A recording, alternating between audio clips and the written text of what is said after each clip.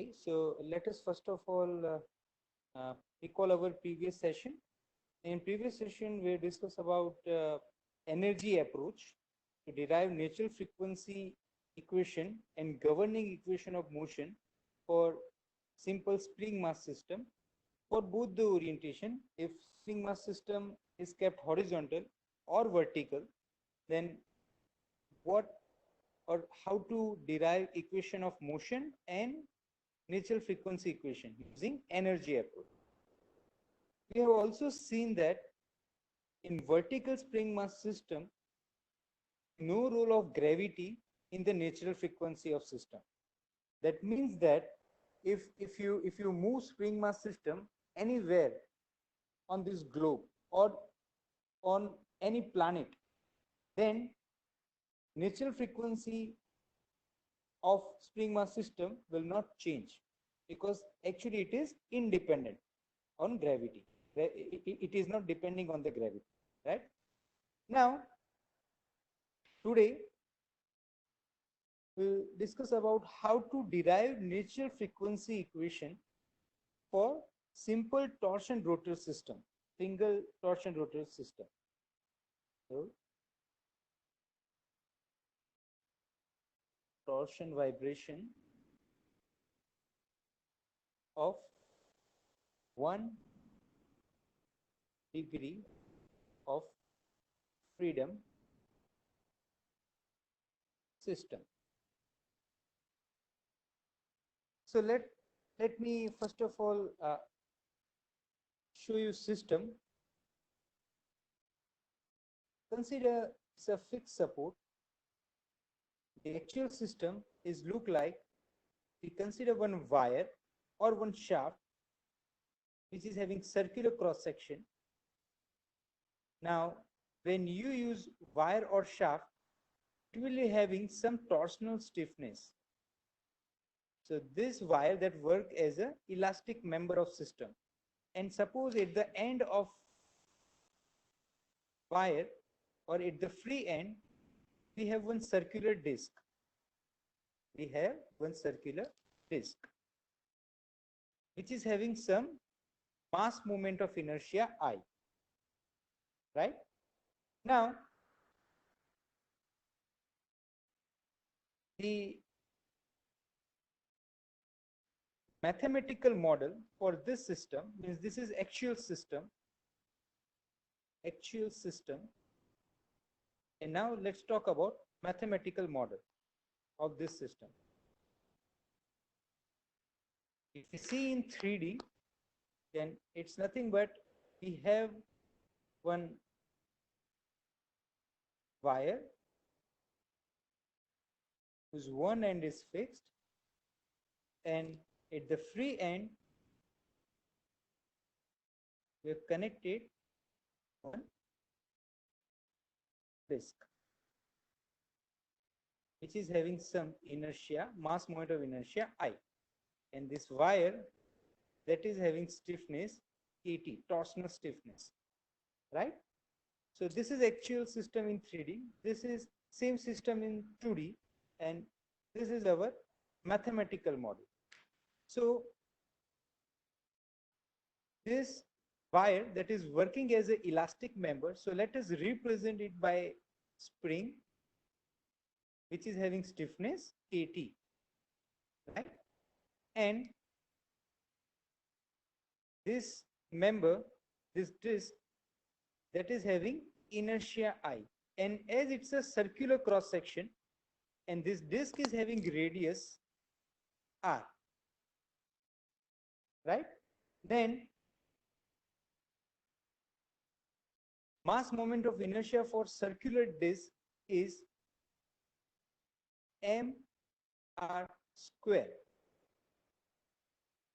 mass into radius, outer radius square, that is called as a mass moment of inertia for circular disc. Now, if we see the top view of this system, then this disc will be visible here, right? This disc will be visible here, and at this point, so if I indicate axis, and this is the axis. This is the axis. Then at this point, spring is connected like this, like a pen. Okay. And what we are doing, we are giving initial angle theta to this disc. So as you rotate this disc by theta, then what happened? This wire will be twisted by this much of angle theta. So some torsion, deformation take place, some twisting take place in the wire. And then, so this is what called as the initial deformation. Now, as you have given initial deformation to the wire, and now if you release, then what happened? This disc will move or oscillate to and fro like this. It oscillates like this, right? So that oscillate with certain frequency, that frequency is this torsion rotor, and that frequency we want to support. And that same system is indicated by a mathematical model here. Now, what is the KT, stiffness of wire, circular wire? Then if you recall your from basic course of solid of mechanics, then you know about torsion equation, T by J, C theta by L, where T is torque, which is given to this disc. J is polar moment of inertia of this circular wire. Now, as it's a circular wire, then polar moment of inertia of this is pi by 32 d raised to 4. If diameter of this wire, if radius is r, if I call diameter of this wire as d, then pi by 32 d raised to 4, that is polar moment of inertia. And C is what? It is modulus of rigidity of this wire material.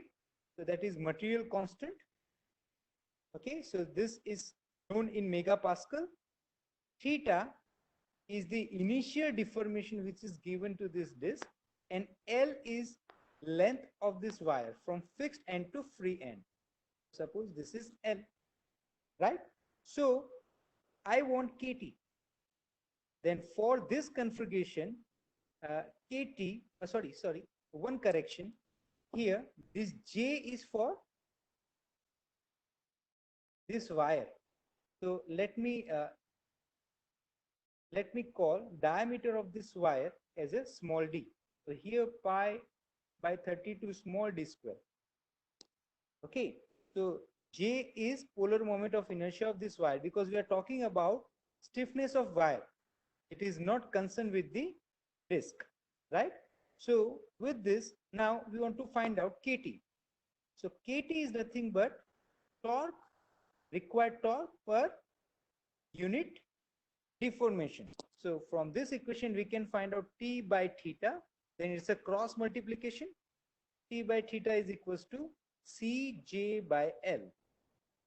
So this is what the equation of torsion stiffness of any material. So here you can see this I'm writing here. So this is actual system. It is represented as mathematical model here. So I can write KT is nothing but Cj by L, right? Where J is the material constant, modulus of rigidity. C is modulus of rigidity. J is polar moment of inertia, and L is free line. Okay, and here we got this as a this I is equals to mr square. mr square, right? Yeah. Yes, sir. Now we want to derive natural frequency. So as we have learned two approaches so far, so let us go for approach 1, which is Newton's second law. So in Newton's second law, what we do, we consider free body diagram of mass. So here mass is nothing but our circular plate. So let us consider a circular plate, right? Now, when you compare linear system with the angular system, then as in case of linear system, acceleration force is mx double dot, right? While in case of circular component, acceleration force is, instead of m, I'll consider I, mass moment of inertia of this disk, and x double dot. Here we have considered theta as the coordinate, right? There we are considering x as a coordinate, linear coordinate, but here we are considering theta as an angular coordinate. So I theta double dot, that is what called as the acceleration torque. So this is called as a acceleration torque, right? So I theta double dot, we have considered its direction as a clockwise because we have given theta in clockwise direction. So acceleration must be in clockwise. Now, as this wire, that will not allow this theta, and that will produce opposite torque. That will produce opposite torque. And that torque is how much? That stiffness is with Kt into theta, because see here Kt is what? T by theta. So if I multiply theta with Kt, then I get torque, opposite torque provided by circular wire. Circular disc. Yeah, and this torque is in opposite direction to this theta. Yeah? We are giving theta angle in clockwise, then wire will produce opposite torque in anti-clockwise direction. So Kt theta will be in this direction, right? This is opposite Yes, torque sir. offered by this wire or this spring element. So these are the only two forces which are acting on circular disc. Fine. So based on Newton's second law, what we can say, all the external torques are equal to, all the external torques are equal to acceleration torque, right? So here acceleration torque is I theta double dot, and now we have considered I theta double dot as a positive. Means we have considered clockwise direction as a positive. Now, if you see all the external torques, only one spring torque is acting. So sigma t is nothing but kt into theta. But look the direction; it is opposite to I theta double dot. So if I consider I theta double dot clockwise as a positive, then kt theta is acting in anti-clockwise. So I need to Negative. negative. Yes. So here we have I theta double dot, right? And now if you form it like a I theta double dot plus I take this kt theta on right hand side, then kt theta is equals to 0. Now we want to form equation like a simple harmonic motion. If you recall simple harmonic motion equation, then acceleration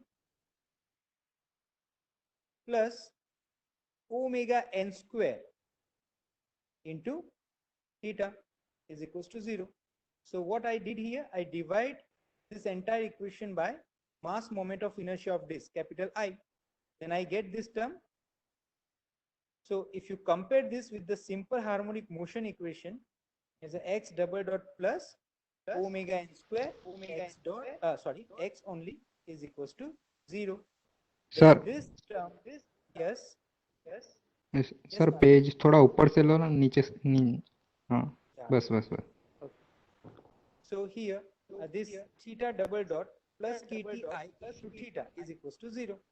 So if I equate this with the simple harmonic motion equation, then what I can say, kti is nothing but omega n square, right?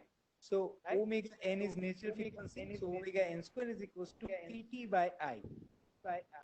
And now if I take omega n only, it's a square root kt by I. Right? So this is natural frequency equation, and this equation, which is look like simple harmonic motion equation, that is called as governing equation of motion. Governing equation of motion. Fine. So this is omega n kt by I. So this is how we derive natural frequency equation for single torsion rotor system. Fine. Now same Yes, sir. if you want to derive using energy approach, then as per the energy approach, if you want to derive same by energy approach, then energy approach. So what energy approach is? It's a kinetic energy plus potential energy is equals to constant. Right? So this is energy approach. Now, if you see wire and circular disc, then what will be the kinetic energy of this? That's for linear system. Okay, let us make a analogy. Linear system, angular system. In linear system, you use linear coordinate x. Then in angular system, you need to use angular coordinates theta. Similarly, if in linear system you call mass, then in angular system you need to consider mass moment of inertia I. Okay. Similarly, if you are talking about linear stiffness, then in angular system you need to talk about torsional stiffness, right? So with that same basic, if you consider here kinetic energy for linear system, then that is 1/2 m v square. So v square I'm indicating as x dot square, right? So for angular system, kinetic energy is 1/2, mass is represented by mass moment of inertia I, right? And x dot is represented by theta dot square, right? Because x is represented by angular coordinate theta. So this is Theta. what the kinetic equation motion. Okay. Similarly, if you talk about potential energy, then for linear system, potential energy was 1/2 k x square. So now potential energy for torsion system, then it's a 1/2. Instead of k, now I'll write kt, and x I write theta, so theta square, right? So this is potential energy equation for single rotor torsion system. So same true equation now I'm replacing here. Then kinetic energy is 1/2 I theta dot square plus potential energy 1/2 kt theta square is equals to constant. Now I want to form this as a simple harmonic motion equation. So I need to differentiate this entire equation by time, one time. So 1/2 I theta dot square plus 1/2 kt theta square is equals to constant. So let us differentiate it. So 1/2 I is constant. Theta dot square. So differentiation of theta dot square will be 2 theta, because power comes down stress, and 1 power less. So theta dot. Now again this theta dot is differentiated by time, then it's a theta double dot, because dot represent one time differentiation with respect to time. So this term is differentiated completely, plus 1/2 kt is constant. Now theta squared, so similar to this, 2 theta, and differentiation of theta, that will give us velocity. So theta dot is equals to constant. Differentiation of constant is 0, right? Now if you look in this equation, 1/2 2 cancel out, and theta dot is common in both. So I write I theta double dot, I take theta dot common, plus kt theta and theta dot common is equals to 0. Now this theta dot go on right side as a denominator, but 0 divided by any finite value, non-zero value will be 0. So now your equation will be I theta double dot plus kt theta is equals to 0. Now let us convert it in terms of simple harmonic motion equation, then divide this entire equation by I. Similar equation we got using Newton's second law, right? So same equation we are getting. Now further remaining process is same. Now convert this equation in terms of simple harmonic equation. So multiplier of theta double dot I need to make 1, right? So I'm dividing by I. So here we get theta dot double dot plus kti into theta is equals to 0. Now if we compare it against simple harmonic motion equation, then this term ratio is representing omega n square. So again we got equation of omega n as kt by I. The same equation we got using Newton's second law. So this is energy approach. This approach is called as a energy approach, right? And previous approach was Newton's second law. Newton's second law. So now here, suppose if I want frequency in hertz, and to divide by 2 pi, because this frequency is radian per second, so only unit conversion, right? So 1 by 2 pi square root kt by I, right? Radian per second. Similarly, if you want time period t, then it's an inverse of frequency. So take inverse of this, so 2 pi square root I by kt, right? Now, if you look, this is analogy for single rotor torsion system. Then what is the equation for linear spring mass system? It was k by m. So same analogy is working here. See, for torsion system, natural frequency is kt by I. For linear spring mass system, natural frequency equation is k by m. Look the analogy here. K, linear system k is represented by kt. Here, k is represented by kt. Mass is represented by mass moment of inertia. So mass of linear spring mass system is represented by mass moment of inertia I in torsion system. I. So same analogy is working here, right? But now we have considered a torsion system and then we derived it. Otherwise, straight away we can say natural frequency is always square root under stiffness divided by inertia in general. This is in general, right? So this is about derivation. Now if I go further, if you look this omega n, so omega n is equals to square root kt by I. Now what is kt?